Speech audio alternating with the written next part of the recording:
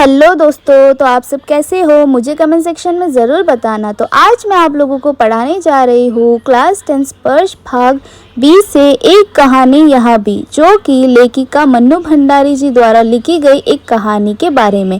तो चलिए बिना बकवास किए ये कहानी शुरू करते हैं।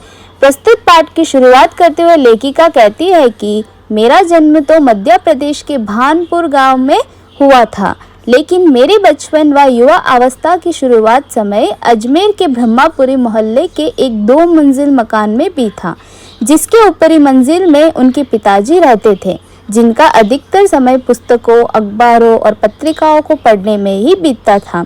नीचे की मंजिल में लेखिका अपने भाई बहनों व अपनी अनपढ़ माँ के साथ रहती थी।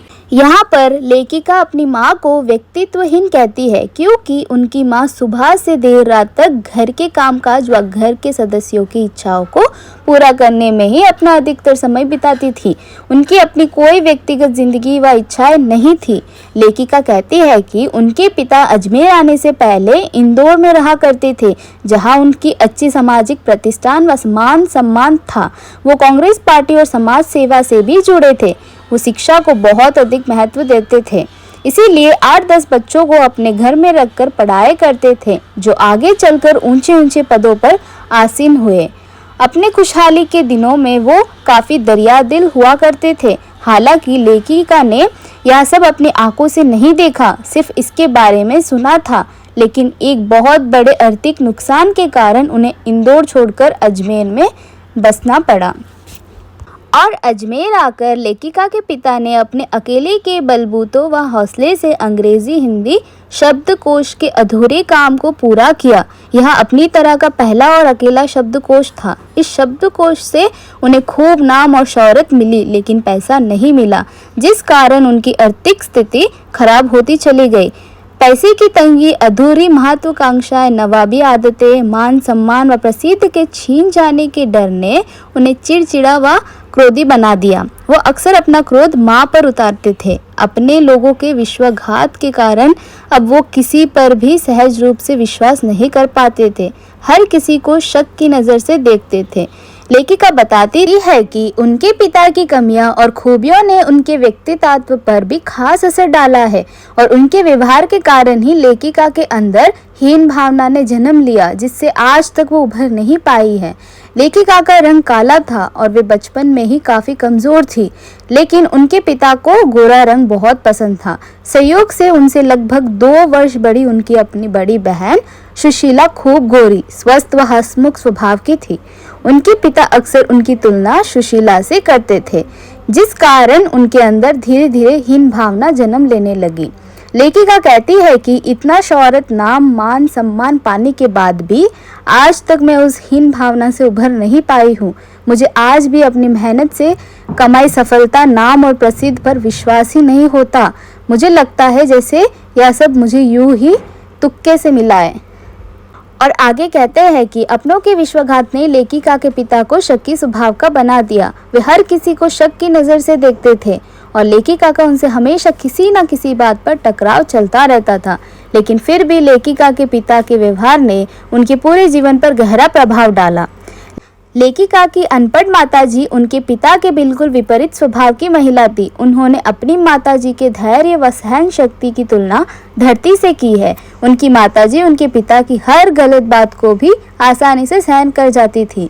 यही नहीं, वो अपने बच्चे की उचित अनुचित फरमाइश को अपना फर्ज समझकर सहज भाव से पूरा करती थी।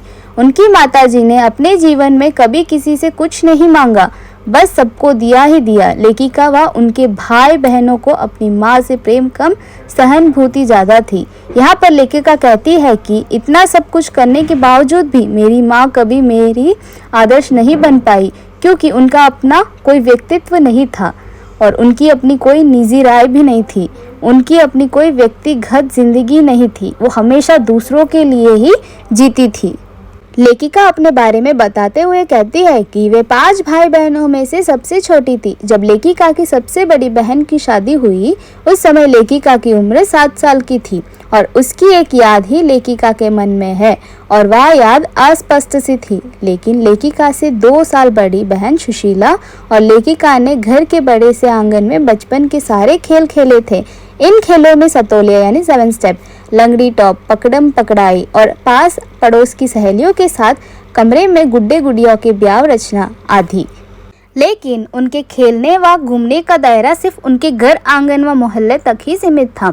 यहाँ पर लेखिका यहाँ भी बताती है कि उनकी कम से कम 1 दर्जन कहानी के पात्र भी इसी मोहल्ले के हैं, जहाँ उन्होंने अपनी किशोर अवस्था से युवा अवस्था में कदम रखा।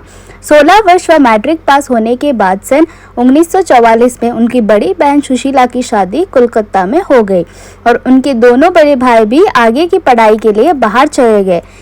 इसके बाद लेखिका घर में अकेले ही रह गई। तब पहली बार लेखिका के पिता का ध्यान लेखिका पर गया। लेखिका के पिता चाहते थे कि लेखिका घर व रसोई के कामकाज से दूर रहकर सिर्फ पढ़ाई पर अपना पूरा ध्यान केंद्रित करे। उस समय उनके घर आए दिन राजनीतिक पार्टियां होती रहती थी। लेखिका जब घर आए मेहमानों को चाय नाश्ता देने जाती थी तो उनके पिता उन राजनीतिक पार्टियों की बहस सुनने के लिए उन्हें भी वही बैठा लेते थे और वो चाहते थे कि लेखिका उनके साथ बैठकर उनकी बहस को सुने ताकि देश में क्या हो रहा है इस बारे में उन्हें भी पता चल सके। हालांकि सन 1942 में जब वो 10वीं क्लास में पढ़ती थी तब तक उन्हें इन सब चीज़ों की कोई खास समझ नहीं थी। लेकिन सन 1945 में जैसे ही उन्होंने 10वीं पास कर सावित्री गर्ल्स हाई स्कूल में फर्स्ट ईयर में प्रवेश लिया तो वहाँ उनका परिचय हिंदी की प्राध्यापिका यानी टीचर शीला अग्रवाल से हुआ, जिन्होंने लेखिका का परिचय साहित्य की दुनिया से कराया और शीला अग्रवाल ने उन्हें कई बड़े बड़े लेखकों की किताब पढ़ने को दी। इसके बाद लेखिका ने कई प्रसिद्ध लेखकों की किताबों को पढ़ना और समझना आरंभ किया। लेखिका कहती है कि शीला अग्रवाल ने न सिर्फ उनका साहित्य का दायरा बढ़ाया बल्कि देश के स्वतंत्र आंदोलन में सक्रिय भागीदारी निभाने को भी प्रेरित किया। शीला अग्रवाल की बातों का उन पर ऐसा असर हुआ कि सन 1946 से लेकर 47 में जब पूरा देश स्वतंत्र आंदोलन में बढ़ चढ़कर हिस्सा ले रहा था तब लेखिका भी पूरे जोश व उत्साह के साथ उस आंदोलन में कूद पड़ी। लेखिका के पिता यह तो चाहते थे कि देश दुनिया में क्या क्या हो रहा है इस सब के बारे में लेखिका जाने। लेखिका वो सड़कों पर नारे लगाती फिरे, लड़कों के साथ गली गली शहर शहर घूमकर हड़तालें करवाए। यह सब अपने आप को आधुनिक कहने वाले उनके पिता को बिल्कुल बर्दाश्त नहीं था, जिस कारण उनके और उनके पिता के बीच अक्सर टकराव चलता रहता था। लेखिका कहती है कि यश, मान, सम्मान, प्रतिष्ठान उनके पिता की दुर्बलता यानी कमजोरी थी। उनके पिता के जीवन का बस एक ही सिद्धांत था कि आदमी को इस दुनिया में कुछ विशिष्ट बनकर जीना चाहिए, कुछ ऐसा काम करना चाहिए जिससे समाज में उसका नाम, सम्मान और प्रतिष्ठान हो। और पिता की इस दुर्बलता ने उनको 2 बार पिता के क्रोध से बचा लिया। और पहली घटना का जिक्र करते हुए लेखिका कहती है कि एक बार उनके कॉलेज के प्रिंसिपल ने उनके खिलाफ अनुशासनात्मक कार्रवाई करना है तो उनके पिता को पत्र भेजकर कॉलेज में बुलवाया और पत्र पढ़ते ही पिता को क्रोध आना स्वाभाविक था, इसीलिए वो अपना गुस्सा मां पर निकालकर कॉलेज पहुंच गए। लेकिन जब वो घर वापस पहुंचे तो काफ़ी खुश थे। लेखिका को इस बात पर विश्वास ही नहीं हुआ था कि दरअसल लेखिका उस समय तक कॉलेज की सभी लड़कियों की लीडर बन चुकी थी। उनका कॉलेज में खूब रौब चलता था। सभी लड़कियां उनके एक इशारे पर क्लास छोड़कर मैदान में आ जाती थी और नारेबाजी करने लग जाती थी, जिससे कॉलेज के प्रिंसिपल का काफ़ी परेशान हो गई थी। इसीलिए उन्होंने लेखिका के खिलाफ अनुशासनात्मक कार्रवाई करने का मन बनाया। लेकिन लेखिका के पिता उनकी इस प्रसिद्धि से काफ़ी प्रसन्न थे। उसी शाम अजमेर के सभी विद्यार्थी चौपड़ यानी मुख्य बाजार के चौराहे पर इकट्ठा हुए और फिर भाषणबाजी शुरू हुई। इसी बीच लेखिका के पिता के एक दकियानूसी पुराने विचारधारा के लोग मित्र ने लेखिका के खिलाफ उनके कान भर दिए। हड़ताल वगैरह से फुर्सत पाकर जब लेखिका रात को घर पहुंची तो उनके पिता के साथ उनके घनिष्ठ मित्र व शहर के बहुत ही प्रतिष्ठित व सम्मानित व्यक्ति डॉक्टर अंबालाल जी बैठे थे।